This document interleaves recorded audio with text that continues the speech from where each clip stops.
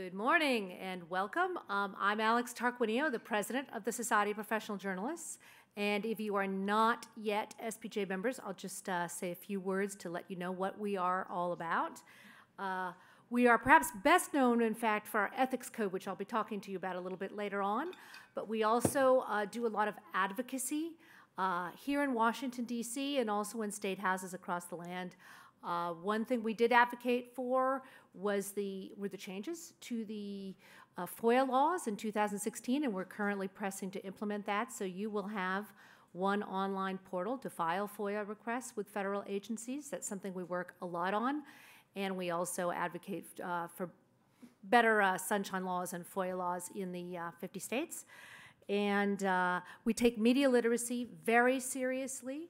I think this is actually important across all age groups. For example, I was recently in Fort Worth speaking with a group of journalists, and a non-journalist in the group sort of raised his hand and said, hey, you talk about an editorial, but what is that? How is an editorial different from an opinion piece, different from an article? So, and this was a well-educated man in his 50s, an engineer, but he's not a journalist. So I think we take it for granted that non-journalists understand our lingo. And one thing we are doing at SPJ is we've started in the K through 12 group, primarily in high schools.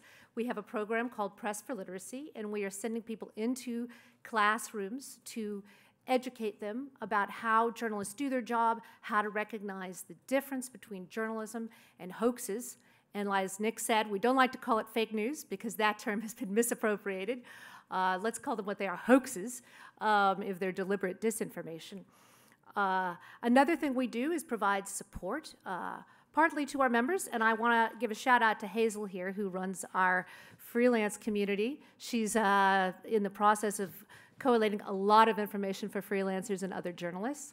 So we provide a lot of support to our members, and of course the last piece of that is our training and education programs, and one of the most exciting is what you're going to see here today with the Google News Institute. So welcome. Thanks, Alex. So I'd like to invite up Frank B., who's actually one of our top trainers on the SBJ program. He's also from SB Nation. And Frank's going to be going over the beginning materials today around verification and fact-checking.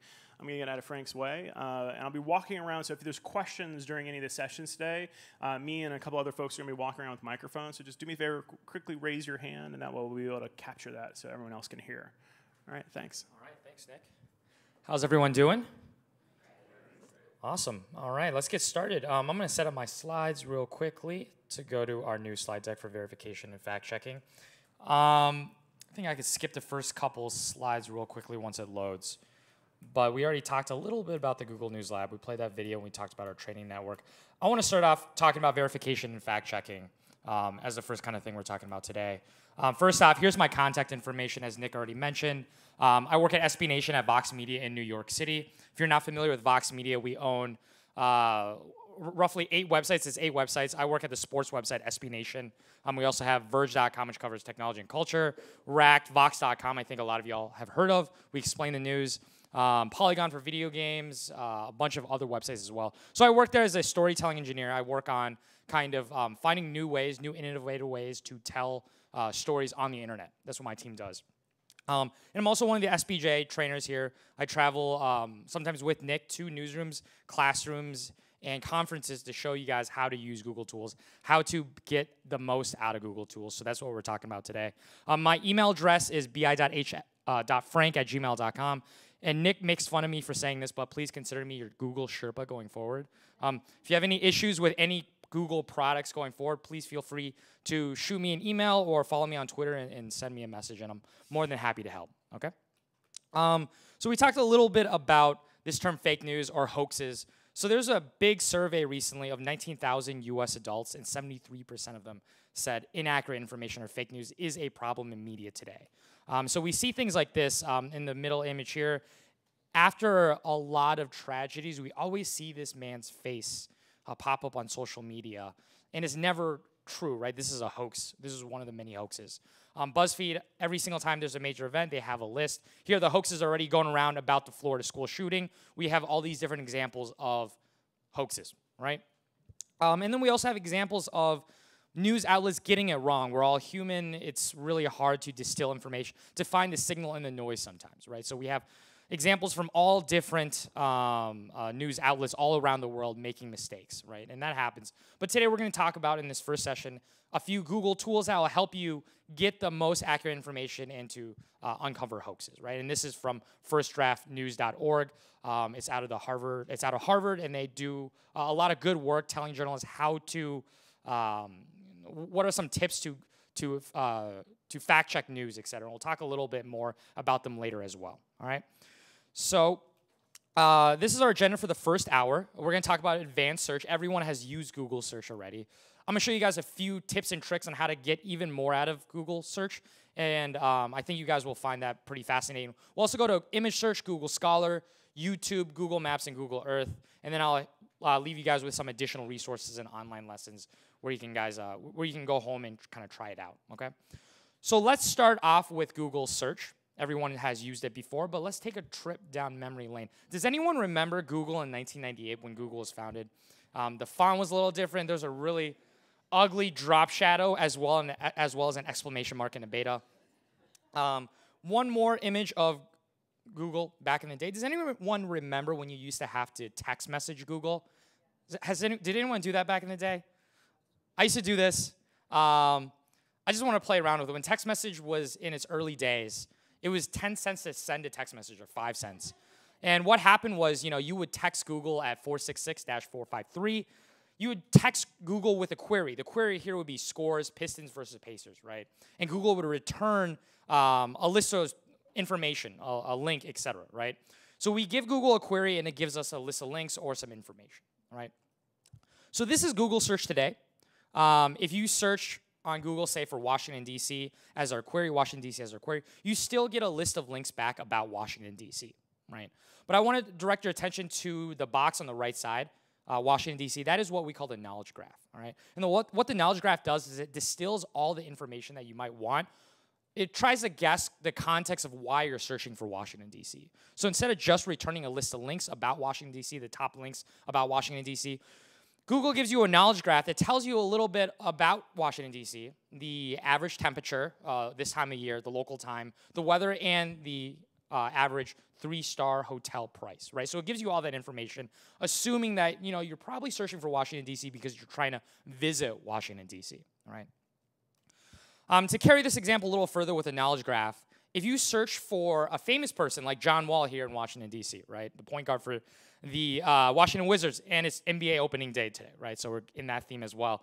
But if you search for John Wall on Google, Google's able to recognize that John Wall is a basketball player, and it's able to return a knowledge graph about John Wall. And you see that it has a little short snippet about who John Wall is, his birth date, his height, his weight, and it recognizes that John Wall is an NBA player and is able to return the stats of John Wall's last games, right? And here we have stats for his last couple seasons with the Washington Wizards, okay? Taking this example a little further, are folks familiar with Sweetgreen, since Sweetgreen is from DC, right? If you're familiar with Sweetgreen, you kind of know that you wait in line for 30 minutes, 45 minutes to buy a $15 salad, right? There's a Sweetgreen in my vicinity of my office in New York City, and my coworkers love doing that. They love going to Sweetgreen every now and then, maybe to stay out of the office or whatnot, but they love waiting in line at Sweetgreen for lunch, right? So we see a knowledge graph for Sweetgreen. We see that the address is 67 Wall Street, the hours that it's open, as well as a menu to order online. But I want to direct your attention to the bottom of the knowledge graph. We have a little chart, right? So I'm going to zoom in on that chart, and you see that it's a bar chart of popular times. Folks seen this by now? So this has been available for a little bit now, and it tells you what is the peak wait time for this Sweetgreen location in particular, right? So this is just another example of how Google search has evolved to try to guess the context of why you're searching for a particular person or a location or a restaurant, right? Last night I visited the new Wawa in town down the street. And I wanted to pull the knowledge graph for that as well. So if you're not familiar with Wawa, you search for Wawa, it tells you this is a convenience store that's open 24/7, right? Gives you the menu, gives you the phone number, and then it gives you the popular times as well. One new thing that's been added to the popular times chart is the pink bar. And the pink bar says live. How many folks are at this particular Wawa compared to the average? Okay. Does anyone want to take a stab as to where that pink bar comes from? Does anyone take a stab at that? People that are logged in, location on your phone. So who has Google Maps as an app on their phone? Just about everyone, right? Anyone use Apple Maps? Okay.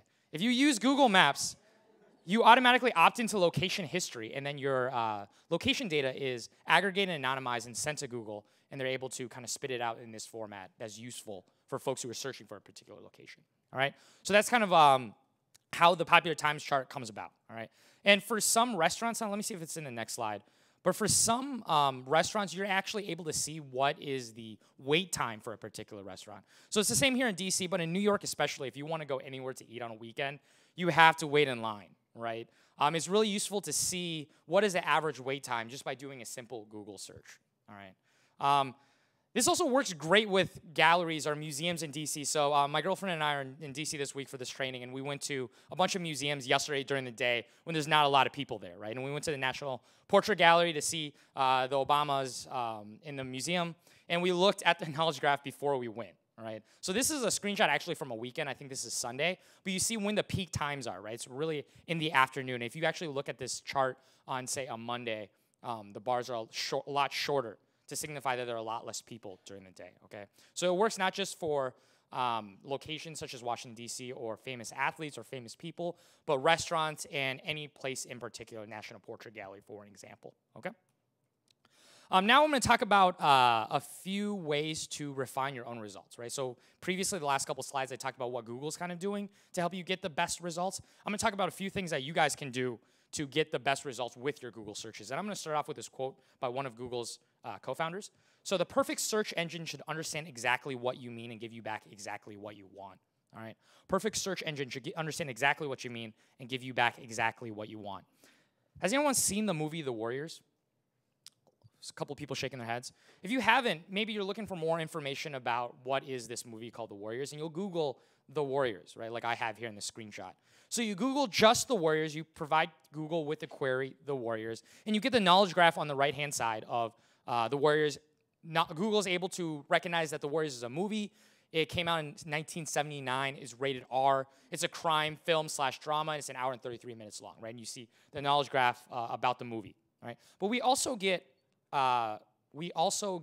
results about the Warriors basketball team, right? So we get two types of results. One is about the movie, that's the information we're looking for, and we also get results about the basketball team. So if we want to just get results about the movie and cut out all the clutter about the basketball team, what is one way that I could remove or get rid of the Warriors results? Does anyone want to take a stab at that? Add the word movie is what I heard, right? So instead of just searching for the Warriors, I'll add one word. So instead of just the Warriors, we'll search Google again, the Warriors movie, right? And now we only see results about the Warriors movie and nothing about the Golden State Warriors, okay? Let's do one more example with this. So if I want to search for Jaguar speed on Google, I might get ambiguous results as well, right? Does anyone want to tell me what might the ambiguous results be? Go for it. Animals, car, Jacksonville Jaguars too, maybe, right? We have a lot of different possible results, right? So if we're just looking for the Jaguar speed of an animal, I guess we could add the word animal to it, right? One thing we can do instead is actually let's try to subtract a word from our Google search result, all right? So instead of searching for Jaguar speed, maybe we want to eliminate all the results that mention the word car, all right? And we can do that by going Jaguar speed minus car, all right? And if you do that, all your results that come out from your Google search will be void of the word car, all right? So Jaguar speed minus car, all right? And if you do that results, I have a quick screenshot of that, Jaguar speed minus car. You see we have no ambiguous results about the Jaguar, the car. We do have one ambiguous result, Jaguar communication speed test. We could subtract that out as well if we need to. But you see that the feature snippet at the very top, right up here, tells us the Jaguar runs under 80 kilometers an hour. All right, so we get the information that we want by subtracting a word from our result that way. All right, Jaguar speed minus car. Taking this example one more step, so if we search for Clinton on Google, we get the knowledge graph of Hillary Clinton on the right-hand side, right? We just search for Clinton, we get information about Hillary Clinton. Google's guessing that we're searching for Hillary Clinton. But what if we are not searching for Hillary Clinton? What if we're searching for Clinton Hill, the neighborhood in Brooklyn, or just another Clinton, not the former presidential candidate. We can subtract the word Hillary from there. So instead of just searching for Clinton, we can go Clinton minus Hillary. And now our first result is Clinton Industries, physical therapy equipment, medical cabinets. Second one is clintoncountygov.com. All right. So we can subtract a word from our Google search result that way. All right. I bring up this because what's really awesome is that a lot of the things that we're talking about today apply not just to Google search, but say Gmail or here Google Maps. All right. We'll talk a little bit more about Google Maps in a little bit, but I have a screenshot here of coffee in Washington, D.C. And if you search for coffee, you get a lot of Starbucks, right? You get a lot of chain stores, right? Say you're trying to avoid Starbucks. What can you do to filter out Starbucks results when you search for coffee? Really simply, we can add the word coffee minus Starbucks.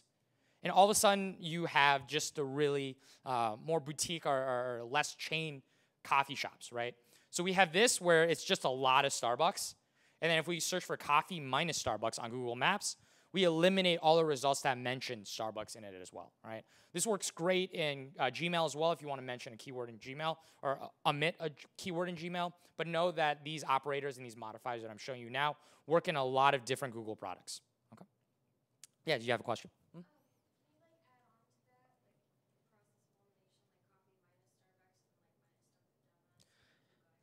Yeah, the question is, can we add more words to subtract from this result? And the answer is yes. So you'll continue to refine your results, and that's what we call chaining our modifiers. We'll talk a little bit more about that later with other operators that we're talking about, but you can absolutely chain as many as you need.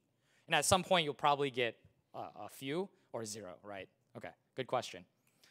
A couple other operators I want to talk to you guys about. So I'm sure you guys are probably familiar now with putting things in double quotes, right? So if you put, say, Hillary Clinton in double quotes, Google will only search for the exact match of Hillary Clinton, right?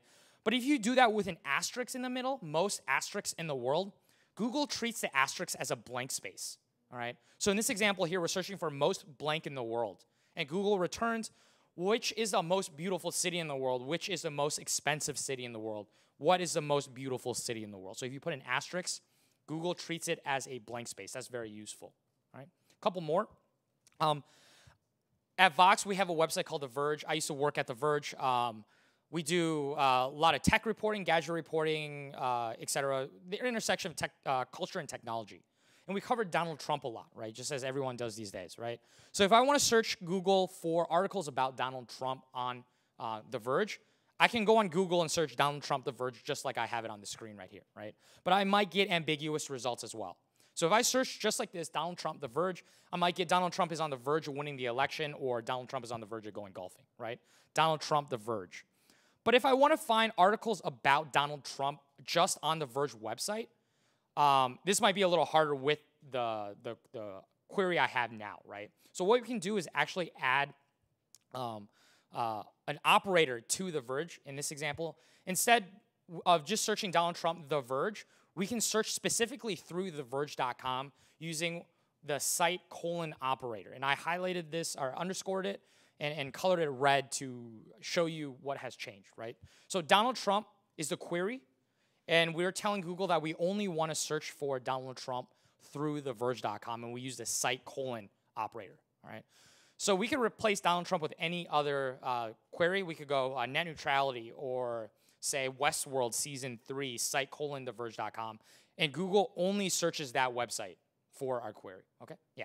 Do you have to have a specific site with a dot and then what are those called? Yeah, so the question is, do you have to have a specific website to search? You don't, and I'll show you that example next, but that's a really good question. So in this example here, we can search specifically through a website, Donald Trump site : theverge.com. Let me show you what that looks like. Oh, I actually don't have what it looks like. But you don't have to search specifically through a website, all right? So in this example, we're only searching theverge.com. But here, our query is net neutrality, and the results, we're only searching through .gov websites, all right? And this is really useful because you can actually search specifically through a domain using the site : operator. So here, our query is net neutrality, and we want results about net neutrality only through .gov websites. Any .gov website will do in this example, all right? And here's those results. Net neutrality site : .gov. First website is fcc.gov. Second website is justice.gov. third website is ftc.gov, right? So we don't just have to search net neutrality through fcc.gov. We can search through multiple .gov domain endings, all right? And this is really useful because every country has their own unique ending, or unique domain ending. So here's an example. If we want to figure out net neutrality in Canada, we know the Canadian domain ending is .ca, and the government of Canada uses specifically the domain .gc.ca. So if you want to find out what the government of Canada is doing about net neutrality, you can search this query and it'll be very specific, right? So our query is net neutrality, site:.gc.ca for Canada, okay? And here are those results, right? So the first example of that search specifically through Canadian websites is publications.gc.ca, the protection of net neutrality in Canada. The second one is strengthening net neutrality in Canada from crtc.gc.ca, okay? This is really great if you want to search for net neutrality in China too. The domain ending would be .cn, all right? Another operator I want to talk to you guys about, our query here is Affordable Healthcare Act. That's what our results should pertain to. But we can actually search for specific file types using the file type operator. Right? So instead of site:, which is the example we had earlier, we can go file type: PPT. And all the results now about Affordable Healthcare Act will only be PowerPoint presentations, PPT being PowerPoint, right? If you work with data, this is really, really helpful. I work with data a lot. I'm always looking for spreadsheets or data sets. And if you work with data, you know getting data is a pain in the ass, right? And we'll talk more about that later. But this is really helpful because if I want to find specifically a file type, say, I'm looking for a spreadsheet about Affordable Healthcare Act. I could go Affordable Healthcare Act, file type: CSV, right? Or Affordable Healthcare Act, file type: XLS for Excel, right? So this is really helpful to get specifically what you need, the query as well as the file that you're looking for, okay? Yeah, sorry about that.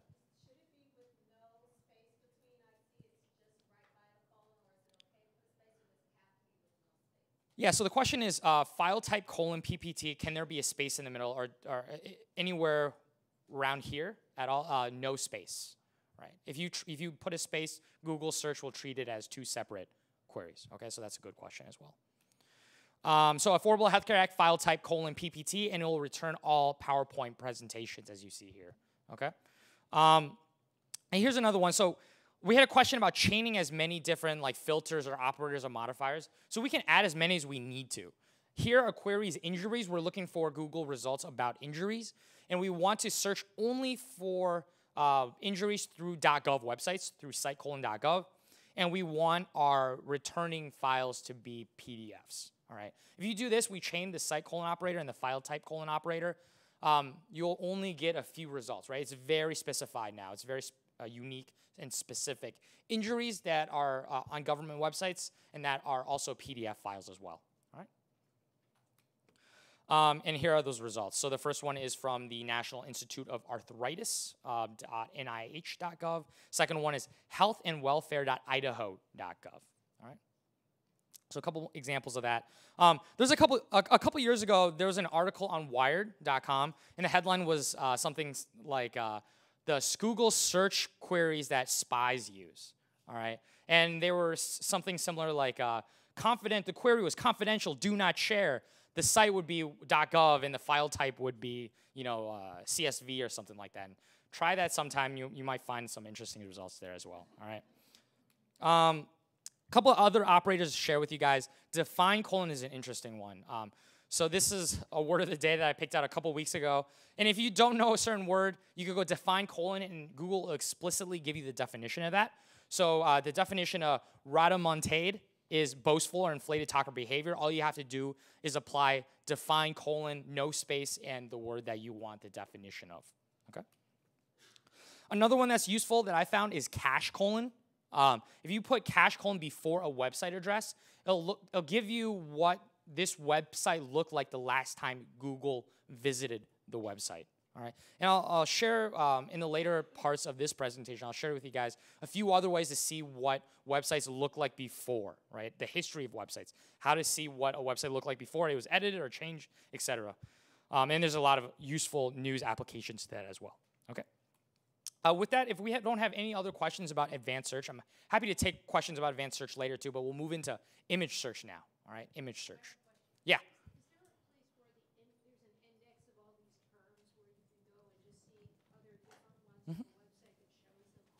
Yeah, so there is a website that shows them all, and I think we'll share that with folks. If you signed in and provided an email address, we'll send out the tip sheet going over this presentation and all the others later for you guys as well. You can always send me an email as well. Okay, we'll make sure you get that. And you have a question too. So I would just add to that too, actually, sorry, we'll go to your question in just a second. I would just also add to that too, if you actually go to the bottom of google.com and go to the advanced, or the settings section under advanced search, everything's actually in there in an interactive menu.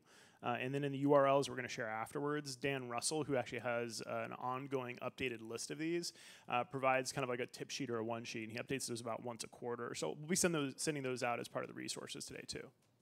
Thanks, Nick. And you had a question, right?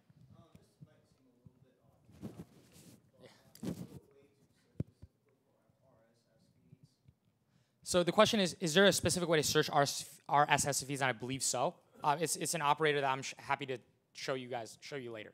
Okay, but that's a good question. I think I saw recently as well. Okay. Any other questions before we go to advanced search? Or not advanced search, image search. Okay. Let's jump into image search, and it deals a lot with verification and fact checking as well. All right. Has anyone seen this photo before by chance? There's two places where you might have seen this photo, right? Someone said lost. Well, let's take a look. So when Malaysian Airlines flight 17 was reported missing, there's always a lot of social media chatter following, kind of like a major news event, right? And this is one of the images that was popping up on Twitter and that was getting retweeted a lot. And it was this photo of a Malaysian Airlines plane crashed on a beach somewhere, right? If you did a reverse image search just to check where this image came from, and I'll show you guys how to do a reverse image search in a little bit, you see that this is actually a photoshopped image from Lost. All right, the image on the right side is from Getty Images, and you see that it doesn't say Malaysian Airlines, but you see that this is actually a photo from Lost, and that the photo on the left side was doctored and then shared on Twitter, right, as a hoax. Okay. So reverse image search is able to give us a lot of context and able to verify images for us. And again, I'll show you guys how to do that in a little bit. There's a couple quick ways to do it, and it takes less than a few seconds to verify images and to get the context of images. So speaking of context, I have a picture of a bridge here. I don't know anything about the bridge, but does anyone want to take a stab at what this bridge is? It's not the Golden Gate Bridge, right? So it's not the Golden Gate Bridge. We only have an image of the bridge. How can we figure out what this bridge is? We can do a reverse image search, right? Thank you. If we do a reverse image search, just with the image, we get the knowledge graph about the bridge, right? It's a bridge in Portugal. Google search is able to identify that this is a bridge and provide us all the information we might want about this bridge as well, such as when it opened, what is the total length, the height, all of these details, right? So I'll show you guys how to do a reverse image search now, all right? So does anyone want to take a stab as to who are the two people in this image? Prince and Tom Petty, right? That sounds really awesome. Tom Petty and Prince are playing together at the same show. Say your friend just tweeting this image with a really cryptic tweet or something like that, and you have no idea what this is, but it looks really awesome because Tom Petty and Prince never played together, right? Rest in peace to both of them, right? And we want to figure out exactly where this photo is taken, what is the context behind this image. How can we do that? We're going to do a reverse image search, and I'm going to show you guys exactly how, all right? So all I'm going to do now is I am just going to take a screenshot of this image. I'm going to get as much of the image as I can. Try to get a screenshot with one finger. All right, so I took a screenshot on my Mac. There's an image of, there's a duplicate of this image on my desktop, and I am going to go to images.google.com, as I'm sure all of us have done before. So let me zoom in real quick.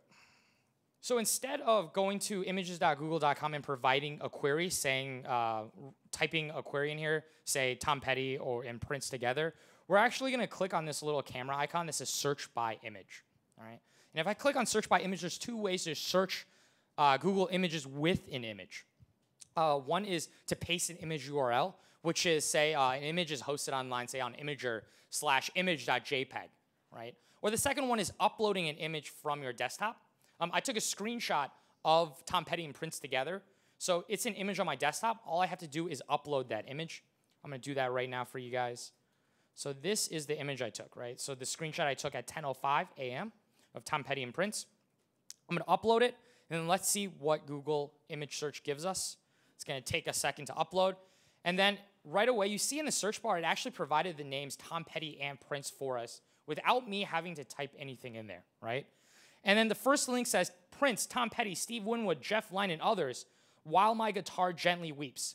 They performed together While My Guitar Gently Weeps at the 2004 Hall of Fame, Rock and Roll Hall of Fame induction, right? If you scroll down a little more, we get visually similar images. Not the exact image of the image that I uploaded, but visually similar images taken during the same performance. If you scroll down a little bit, you get all these different news articles that use this image. So we were just able to get all the context we needed simply by taking a screenshot of a photo that we knew nothing about, uploading it to Google Images, and having it kind of look through its history, its cache, to see where this image has been used before and what information Google Images can give us about this image. All right. Is anyone familiar with this performance by chance? Yeah, it's a really famous performance. So if you haven't checked it out before, watch the YouTube clip of the whole performance and then see this New York Times feature about this specific song, While My Guitar Gently Weeps. In short, Prince had like a 7-minute guitar solo at the end. It was crazy. And then he threw his guitar in the air at the end, and no one saw the guitar land again. All right? So it's a really, it is a really ridiculous, it is one of the best performances Prince has given.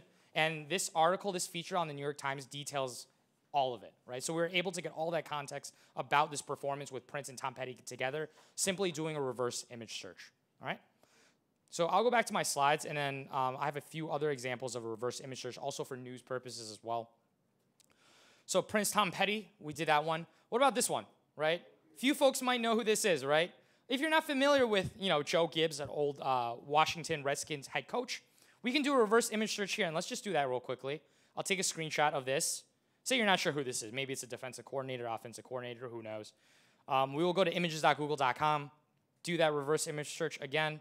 I'm going to upload it from my desktop where I took a screenshot of it. And let's see if it tells me who this is, right? So we upload that image into Google, and it tells us the first result, Joe Gibbs, Wikipedia, is now a former American football coach, all right? Now you also get visually similar images of Joe Gibbs as well, all right? And notice again that I didn't know it was Joe Gibbs or that he played in the NFL, but because I did a reverse image search, Google Images was accurately able to tell me that this was Joe Gibbs and he was an NFL head coach, all right? Let's go to the next slide and see what we have next. So here's an example of where I used Google Advanced Image Search in my work when I worked at The Verge. Does anyone want to take a stab as to what this product might be? It's an Amazon product, right? So it's probably Echo.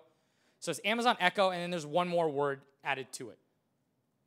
It's the Amazon Echo Look, right? Thank you. So you're probably familiar with what the Amazon Echo Look is. For those who are not familiar with it, it's a $300 product. You put it on top of your wardrobe. It takes photos of what you're wearing every day. It grades you, and then recommends what to buy on Amazon, all right? It was $300. I think it was like $250 on Amazon Prime Day. But when I worked at The Verge, we do a lot of gadget reviews, right? And if you're familiar with gadget reviews or working in tech or the products that folks put out, you always get like these iPhone renditions or like, this is the next iPhone, right? Or this is the next Google Pixel phone.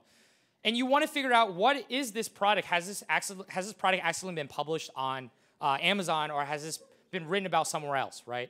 So what we did was when we got this image on theverge.com, all I did was simply take a screenshot of this image, do a reverse image search, and see if Amazon accidentally published details about this product or not, okay? So that's kind of another example of using it. I'm going to share an even quicker way to do a reverse image search. So if you are on the Chrome browser, it's as simple as right-clicking. So I'm going to go to this link here. This is a live link on theverge.com. Anyone watch Westworld here? Westworld? Yeah, a couple folks. Okay, so you're familiar with who this is in this photo, right? Disregard the headline. So just pretend we got this image on a website. We have no idea what show this is. We just want to figure out, right? So if you're on the Chrome browser, all you have to do is right-click, And the fifth option from the top is search Google for image. So you don't even have to download this image or take a screenshot. If you're on Google Chrome, all you have to do is right-click on an image, search Google for image. It opens a new tab for you, and then searches, and then now see that we search just for the image, and it tells us this is an image. This is a screen cap from Westworld Recap Season 2, Episode 4, and as well as the episode name, The Riddle. All right? So that's an even easier way to do reverse image search. All right? I want to show you guys one more kind of cool, neat thing to verify images, to get information about the images. And I'm actually going to go to this image I took. Let me see, make sure I got the right image. Here's an image I took yesterday on the National Mall. So I've been in DC since Saturday, and in New York, we don't have scooters, unfortunately, all right? And I'll say that the scooters have made getting around to all the national monuments and the museums really nice and easy, but finding a scooter is really hard, right? My girlfriend and I were looking for a scooter using the app, and we found this scooter snapped in half in a puddle on the National Mall. It was really sad, right? If I did a reverse image search for it, it would probably tell me it's a scooter, but it won't give me information about where it was, right? So let's see if we can get exactly where this photo is taken, where this scooter is, using what we call looking at the image metadata, all right? So this is outside of Google image search a little bit, but I'll show you guys how to get where this photo is taken using image metadata. So if you're on Mac or if you're on a PC, there's apps online where you can upload an image to read the metadata. But on this image in particular, I'm on preview mode on my Mac. I'll go to Tools. And then the first option is Show Inspector. So if I show Inspector, it'll open all the metadata for this image. And let me pull it up a little larger. And then it tells me exactly where this photo is taken. So if I zoom in, let's see if it tells me what street intersection this photo is taken. So that is where I took a photo of that snapped in half scooter on the National Mall, all right? So if you guys have an internet-enabled camera, cell phones in particular, right? Every single image you take, you opt in automatically to the option of stamping it with the location history, right? So if you take a photo with your camera, like I did with my Pixel phone, it stamps that information onto the image. And do you have a question? You answered it. Basically, people have to have their location on. Yeah, people have to have their location on for the cell phone to stamp the location data to this image, right? So you can opt in or out of that, but know that a lot of images do have location and other data, such as the altitude, the date stamp, and it has a lot of information about the camera use as well. A lot of metadata is in, say, Getty images. Getty sports images are a perfect example. I work in sports right now. And if you download a Getty image or you just search for the metadata about a Getty image, it shows like who's a photographer, what was the camera used, and a description of what exactly is in the photo, like who's in the photo, which athlete is in the photo. So that is always good to know when you're looking at images. And you might not be able to get information out of reverse image search. Do you have a question? Yeah. How do you form this on a PC? How do you get this data on the PC? So Mac is really easy. I'm not as familiar with the PC, but there's definitely a lot of different websites. If you search for, I think one is like XF. Nick, do you have a? Yeah, it's Jeffrey's EXIF viewer. So if you do a quick search for Jeffrey's, it looks like it was made in like the late 1980s, but the site is actually really, really powerful. There's also plugins. So if you're using like Lightroom or Photoshop or other things like that, Jeffrey's works with that pretty. Yeah. So here's that well. really antiquated website right here, right? So Jeffrey's image metadata view. You upload an image. There's two ways, right? Upload an image, or provide a URL. Click "I'm not a robot," and it'll show you all that metadata. All right. Thanks, Nick. And then there's a couple other examples in news being used here too. Does anyone remember when El Chapo escaped prison for like the third time a couple years ago? When he escaped prison for the third time, he was on the lam, and then he met up with his son somewhere. And his son took a selfie with him and his father, published a photo on Twitter, forgot to scrub the metadata, and led them to El Chapo, and he's arrested, right? So, I think what's really important, too, is to know that metadata can be manipulated. It's not hard to do. If someone wants to do it, they can. But know that there is data for images through this way, okay? All right, so I'll go back to my slides. Now let's talk about Google Scholar as the next tool. All right, yeah.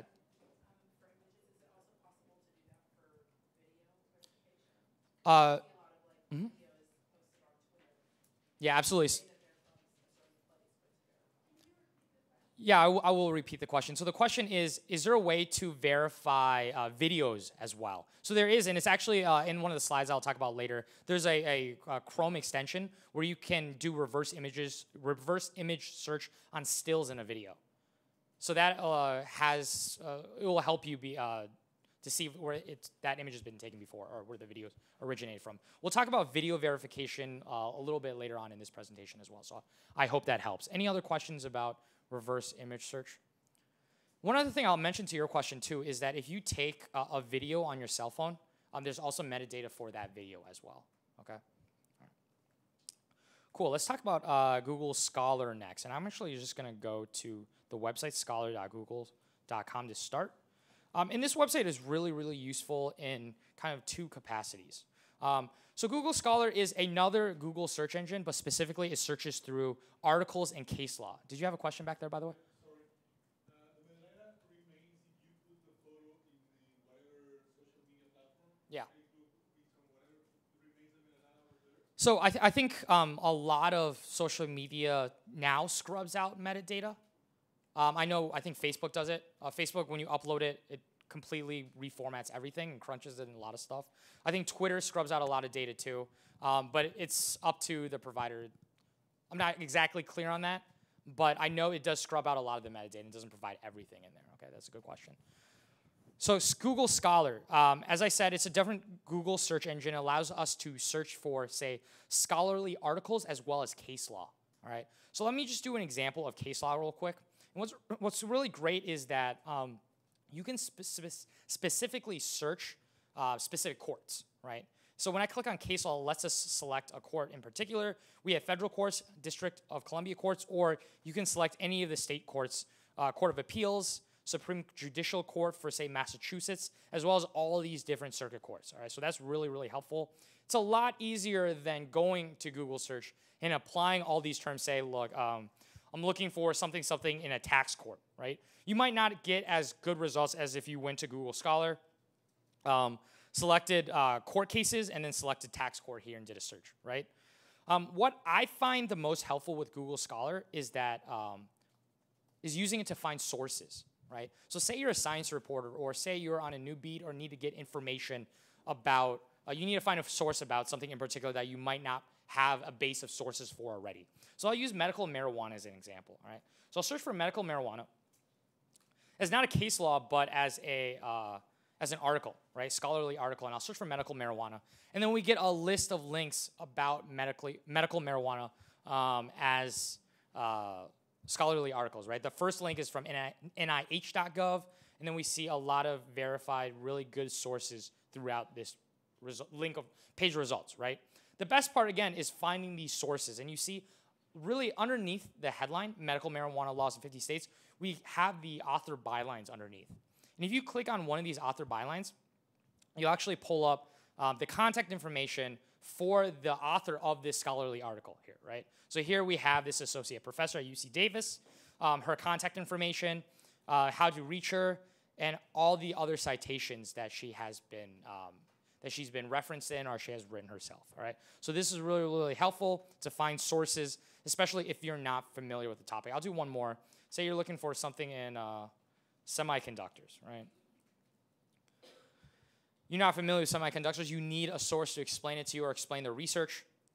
Here again, we have another link under this first semiconductor article. We can click on that, and then you see that this professor at cmu.edu Carnegie Mellon, and you see what are the other topics that he is very proficient in, as well as all the other articles that he has been cited in or worked on, right? Any other questions about Google Scholar so far? One of the other things I really like about Google Scholar is the ability to create an alert. So if you're working on a beat that is a lot of research going on right now and you want to keep up to date with the latest articles, you could create an alert, just like a Google alert every time there's a new article published to Google Scholar about semiconductors or medical marijuana. It will drop a link to that scholarly article in your inbox, so you don't have to go to Google Scholar every single time to check for latest updates. Okay? Yeah, question. With the other Google searches, can you do the specifics like file type and things like that in Google Scholar as well? Yeah, so the question is, can we do the advanced search things that we talked about in Google Scholar as well? You can, and not all of them. File type, I don't think you can do in Google Scholar, but you could certainly subtract queries in Google Scholar for sure. Yeah. I can't help it. I found my 90-year-old dad's semiconductor patent. So it worked, right? You found your dad's semiconductor patent, so it works. That's awesome. Yeah, awesome. So that's Google Scholar. Really useful, again, for finding sources as well as getting alerts for case law as well. Yeah, question? On case law, there's a system called PACER that you use for federal enforcement. Can this be used as a substitute, or does it not pick up everything? I'm pretty sure it picks up PACER as well. And if you click on any of these links in case law, it actually gives you a link to that website, and it's some of those are subscription, right? Right. So it does not get around it for you. It gives you an abstract, and then if you click on it, it'll give you the full thing, but obviously you have to have the login at that point. Okay? Does that answer the question? Cool. These are all good questions, okay? So it's really, you don't, when you search through Google Scholar, you don't just search through that website that you mentioned. You search through all of them that are already filtered in through Google Scholar, all right?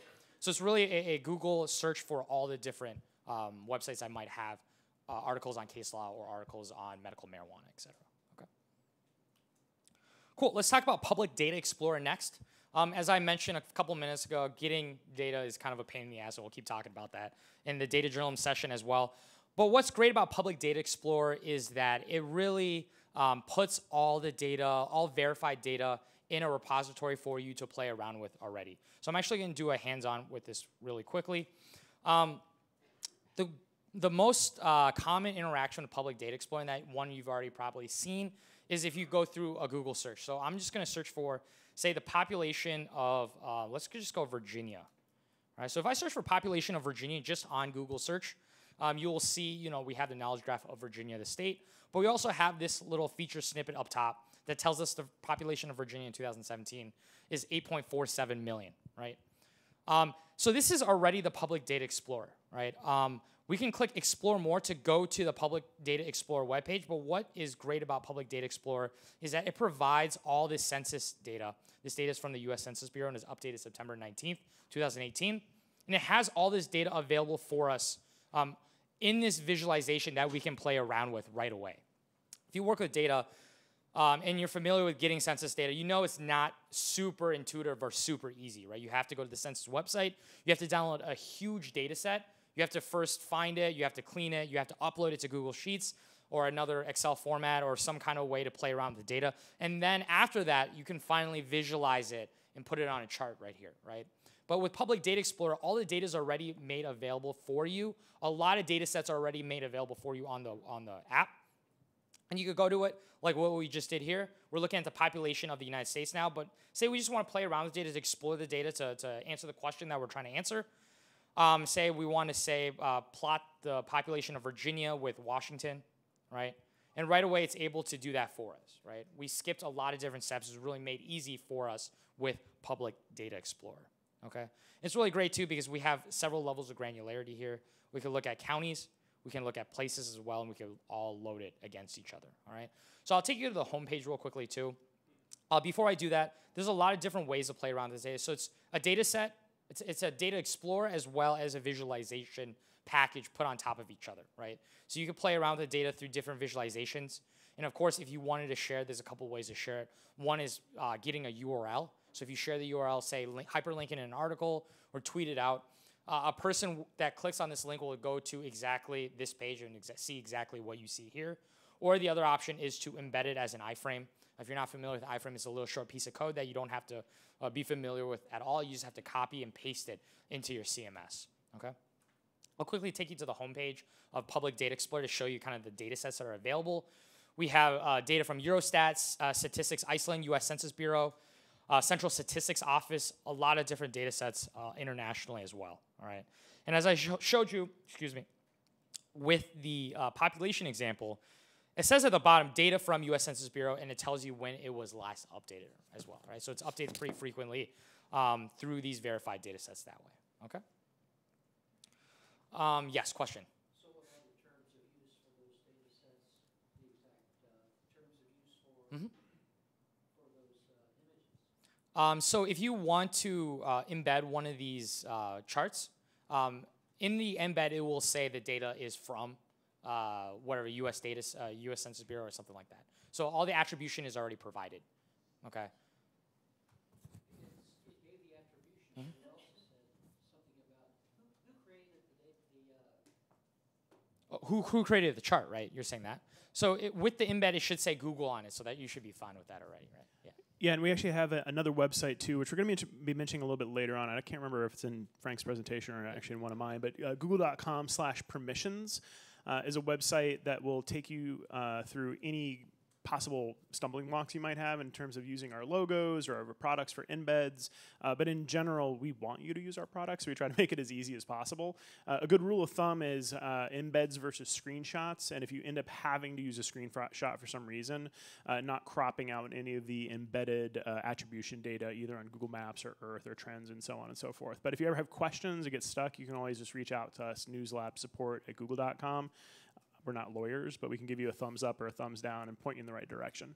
Thanks, Nick. Yeah, so if you have any questions about using these embeds and making sure the attribution goes to the right person, go to google.com/permissions. And we have a question over there.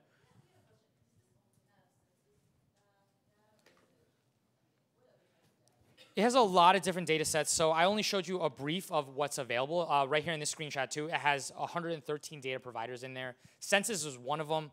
BLS is in there as well as Eurostat. I know United Nations data sets are in there as well, so it's worth playing around with. Okay. So I got a couple minutes left, and I want to kind of go through the other tools that I want to talk about. Let's quickly talk about YouTube, since that was a question earlier, too. Verifying with YouTube. There's a couple tips that I want to leave you guys with today about verifying with YouTube.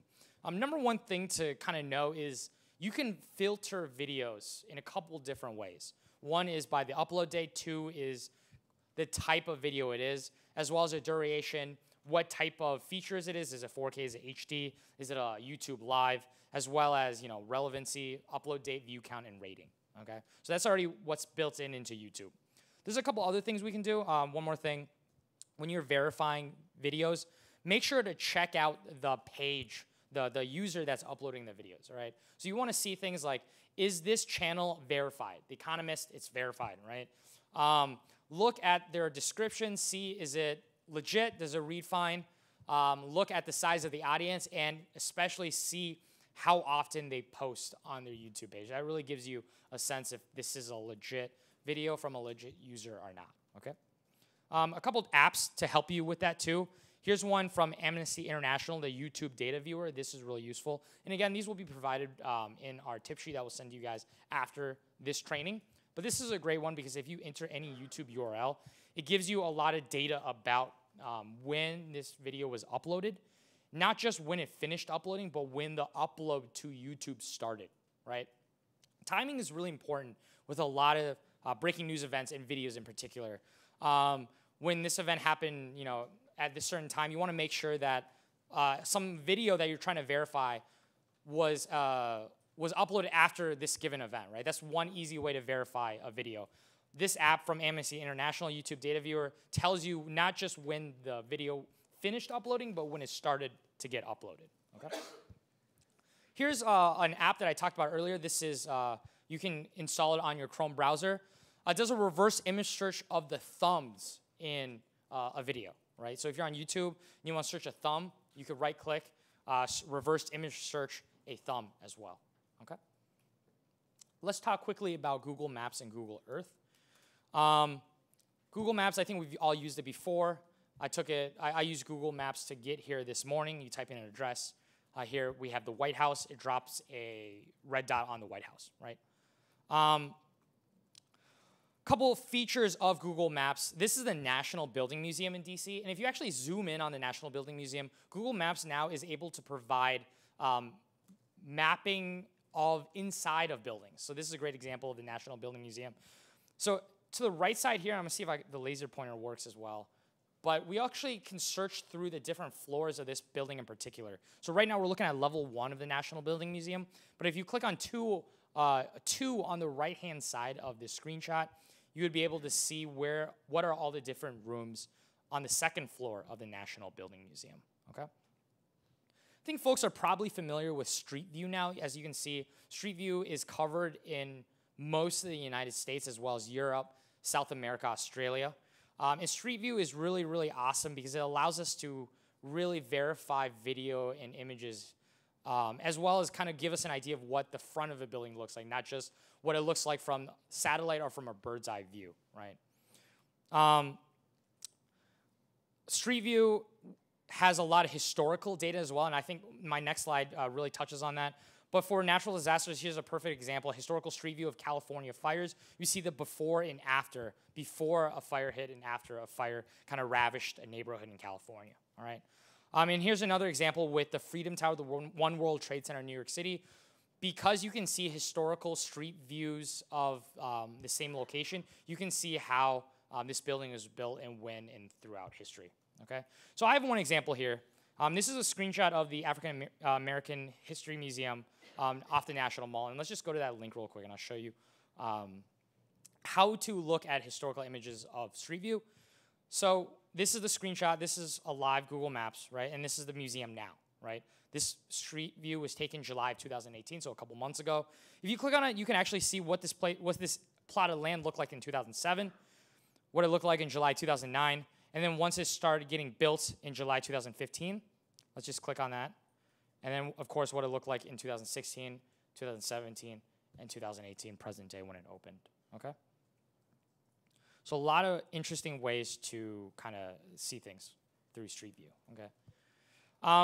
I will not do a hands-on with Google Earth Pro, but there are a lot of great examples of newsrooms like the Washington Post, or even smaller newsrooms like the Columbus Dispatch. I'm actually going to play this video real quick.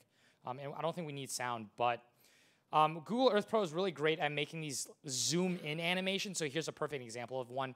I think you see it a lot in broadcast news and a lot on digital news. So we use this a lot at SB Nation and Vox Media, where we're able to create this effect for videos, right?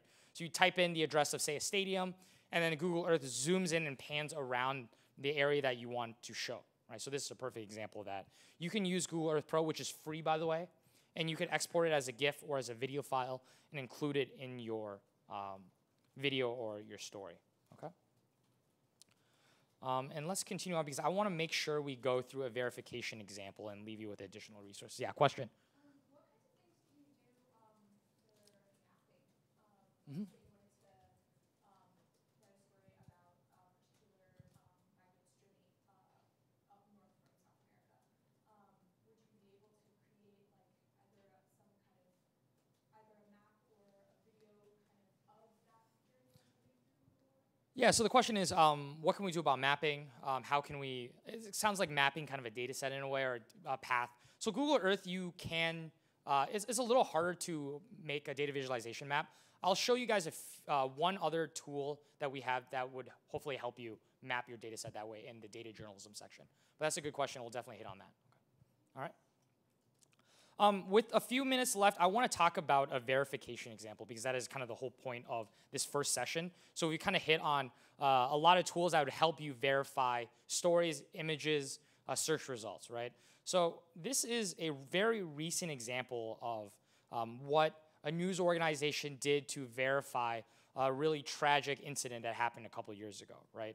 Has anyone seen this tweet thread that came out recently from BBC? Okay. So I just want to quickly touch on a few things that are worth highlighting here.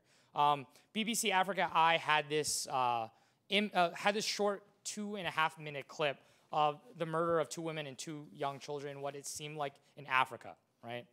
So this is part of the video. We won't watch most of it, but this thread really goes through how BBC verified this image, especially when the governments were saying, no, this isn't us, it's them, right? So here are a few things, and this is really, really fascinating, right? So in July, the Cameroonian government dismissed the allegations as fake news. They claimed the guns were not those carried by the military. That's the first claim. They claimed the camouflage pattern was not used in the far north, and they asked why the soldiers were not wearing full combat gear. So they were trying to poke holes in this particular story, right? So what BBC did was they looked at the video. They only had 2 minutes and 30 seconds of data to look at to verify this, right? But they looked at everything in these frames, including the ridgeline of the mountain behind it, right? And looking at the ridgeline of the mountain behind it, they were able to go to Google Earth and trace that outline of the mountain to exactly where it might have been, right? So that's number one, all right? Using Google Earth, the pan feature, the 3D feature to see exactly what mountain was in the background of that video. And they were able to identify where it was in Cameroon, in the far north of Cameroon. Number two, they were able to see the footpaths in the video and actually see exactly what those footpaths were using satellite satellite images in Google Earth that way, right? A couple other things, they were able to plot out exactly what time of year it was based off the vegetation and the kind of how hot and, they knew it was a hot and dry season by looking at the video, right? And they were able to use historical satellite data through Google Earth to see that, right? And they were able to plot a lot of different information out. And then they just started looking at things like, there's a resource that I want to show you guys where you can see exactly when a video is taken based off the position of the sun, right? And I'll show you guys an app that does that as well. But then they were able to do a lot of just social media work, doing image searches of the folks in the video, and they were able to pull up certain Facebook profiles of the folks in this video as well to verify the entire video, okay? With that, I just want to make sure to leave you guys with the additional resource, and I'll talk through a few quick ones real quickly. Fact check tag, I think Nick hit on this a little earlier. Publishers have the ability to enable this tag, and then you fact check the claim against Snopes or PolitiFact, et cetera, okay? Reverse image search, this is a different reverse image search than Google. Know that there are different apps out here, including this TinEye reverse image search that works similarly to reverse image search on Google. This is one Storyful multi-search. It searches multiple social media accounts for a particular topic that you're looking for to verify as many images, verify stories kind of in a shotgun effect. And then, of course, who is? This is great for looking at the owner of a domain, right? So if you own a website, mine is frankb.com, right? And if you put frankb.com through who is, it tell you my contact information, how to reach the domain host. Sometimes the who is kind of private. It's like GoDaddy or Gator Domains or something like that, right? So you can opt into protecting your data that way too through who is, okay? And then I talked about cache earlier. If cache, when I talk about cache, if it reminded you of the Wayback Machine, they're kind of similar. So cache gives you one snapshot of what a web page looked like the last time Google visited it. The Wayback Machine can show you what this website looked like throughout history, right? Since, say, like February 5th, 2016, or compared to February 7th, 2016, et cetera, okay? And this is the historical sunlight app that I was telling you about earlier. Using weather data, a lot of different information. You could, from a video, you can kind of get a really good idea of when this photo or video was taken based off the sunlight, okay?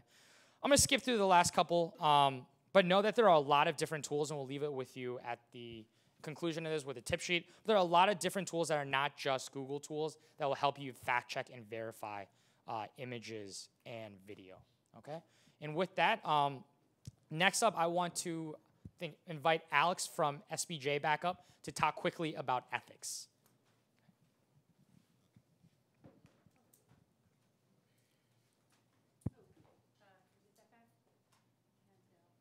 There we go. Awesome. Okay. Cool.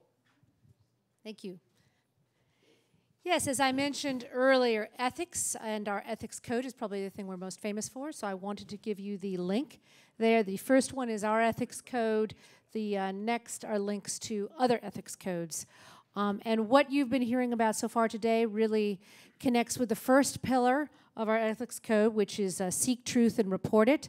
What does that mean? That means we verify the information. We use original sources as much as possible. And of course, in this age, most of that information we find online, so it involves doing all of this fact-checking online.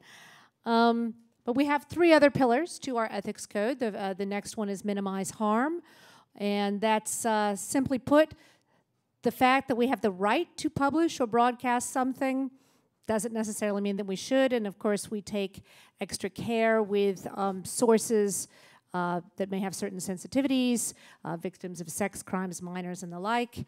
The next one is we act independently. We do not take special favors, for example, from the sources we cover. And the final pillar of our ethics code is to be transparent and accountable. We take responsibility for our work. That may seem all fairly basic to old hands like you, but we go into great detail on those 4 pillars on our website. This is actually one of the most popular pages on our website, which is spj.org. And reporters, both new and experienced, will call into our ethics hotline. Now, this is really 1980s technology. You call and leave a message on a voicemail, and someone will call you back right away. If you have a deadline, let us know. The advantage here is you can actually speak with a real person, someone from our ethics committee who can talk you through and who has looked at many of the most common dilemmas. And that phone number is 866-DILEMMA. So if you ever have any questions on deadline and perhaps you're either unable or you don't want to speak to the people in your newsroom or you're outside of the newsroom, this is a number you can call for some independent advice from people who've talked to people through a lot of these. So that's just the brief on our ethics code. Now, I don't want to take away from your time for the break. Are we on break next? We are. Okay. So we're going to take a few minutes, stretch our legs, get some more coffee. There's some pastries outside. Just wanted to get a quick poll of the room here. No pun intended. We're actually going to be covering polling in a little bit. Has this been useful so far? Are we learning new things? Excellent. Claps already. Thank you. That's fantastic. I'll take that. So yeah, we're going to take a quick break, maybe a 10 or 15-minute break. There are beverages and coffee outside. There's a few pastries left over. Take an opportunity to use the restroom.